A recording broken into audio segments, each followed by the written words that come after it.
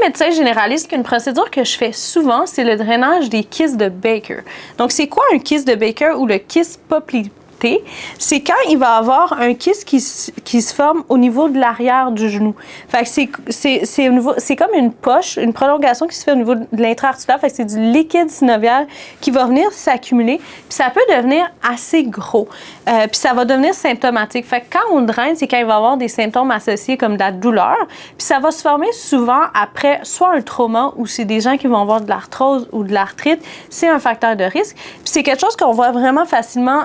Premièrement, on peut le palper parfois, mais moi, avec l'échographie, je le vois super bien. Puis, quand il y en a un, c'est assez simple, c'est qu'on va venir geler, puis après, on va rentrer une aiguille, puis on va venir enlever tout ce liquide-là. C'est sûr qu'il y a un risque de récidive, que le liquide se réaccumule, mais je vous dirais que dans la plupart des cas, ça arrive pas. Puis, ce que je fais aussi, c'est que une fois qu'on a enlevé le liquide, je vais mettre la cortisone, qui est un anti-inflammatoire, fait que ça va prévenir le fait que ça se réaccumule.